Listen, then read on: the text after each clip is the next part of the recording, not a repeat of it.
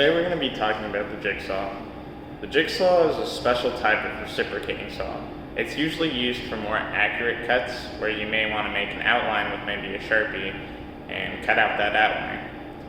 There are clean blades and there are rougher blades. The cleaner blades are used for more quality, while the rougher blades are usually used for tougher materials and quicker cuts.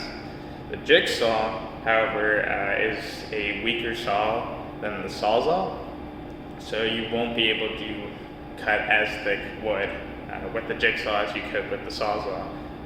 You can cut pretty thick wood with the jigsaw, but you can't do curved or scroll cuts with the jigsaw if the wood is too thick. So if you're going to be doing curved or scroll cuts with the jigsaw, you want to make sure that the wood is at least a little thin, or you're risking breaking the blade. So that being said, the jigsaw isn't as versatile as the sawzall, but it has a couple more settings for you to play around with. For starters, you can make angled cuts with the jigsaw, and to do that you should see this lever right here. And when we push that lever back, we can now move the handguard left and right. And at the bottom here, it tells you what angle just about all of those handguards is. So there's a bunch of set angles that you can put the handguard at, but I'm going to keep it at 0 for now. And when you have the desired angle that you want, just snap the lever back and you're good to go. We also have the option to mess with the orbital setting on the jigsaw. The orbital settings allow for more cutting power. So if you aren't really worried about the quality as you are with the speed of the cut, and you would want a higher orbital settings, and the orbital settings are located on the side right here, where it says 0, 1, 2, and 3.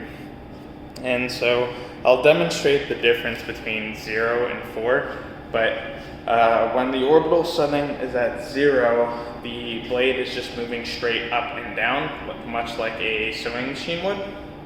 And when it's at 4, it's moving in more of an elliptical motion.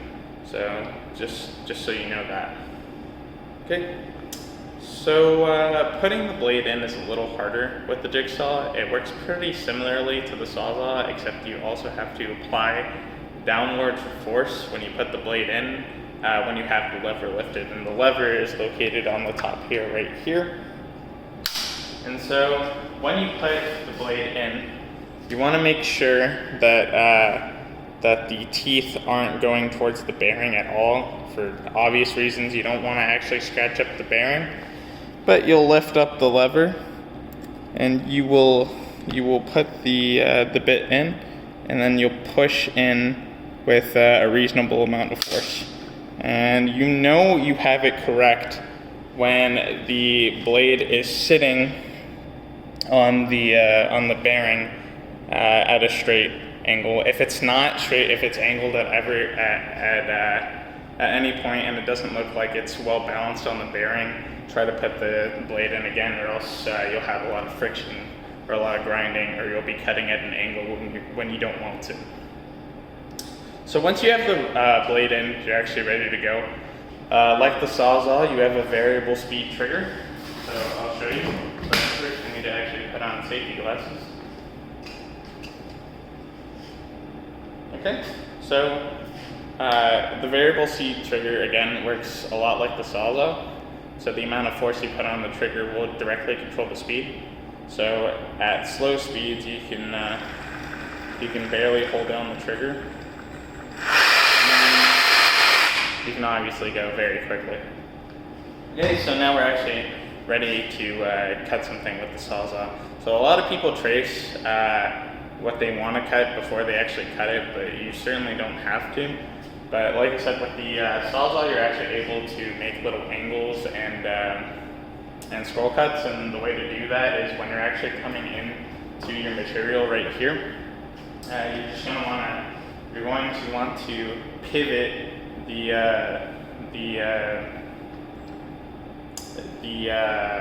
sorry, I'm having a mind blank, the jigsaw.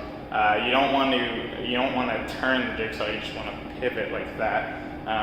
If you turn it like that, you'll hurt the blade, and that kind of sucks. So another thing you always want to make sure of is when you're securing your material, you never want to cut into the table at all. So I have 2 pieces of sacrificial foam right here, so I know that the blade is never going to touch the table.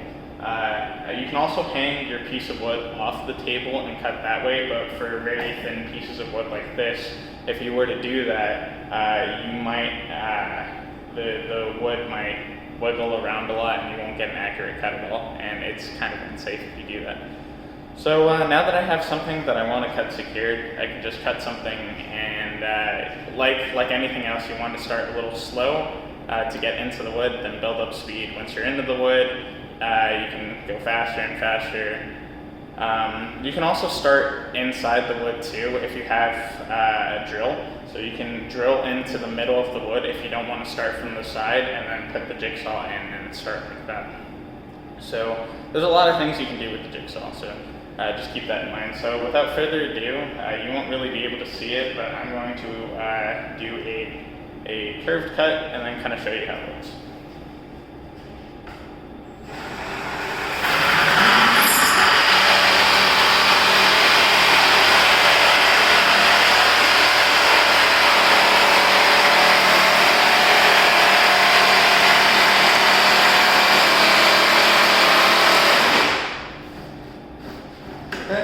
So I just did a quick zigzag, or not really a zigzag, but a quick little curve to show you that you can do it. And I didn't really work too hard, but you can see that it is possible and it's reasonably accurate. So I started here, went in like this, and then curved back out. So that's kind of how you use the jigsaw. So the last thing I'm going to show here is the difference between the orbital settings. So the orbital settings again are right here, controlled by this little knob right here. So at 0, the bearing is just making the blade go back and forth like that. But at 4, there's actually elliptical motion being applied because the bearing is also going downwards too. And to show you the difference between those two, I'm going to cut this thick piece of wood just slightly. Now again, this piece of wood is very, very, very thick. You wouldn't want to attempt a beveled or a scroll cut with it at all. So I'm just going to cut in just a little bit just to show you guys. So at 0, this is kind of what happened.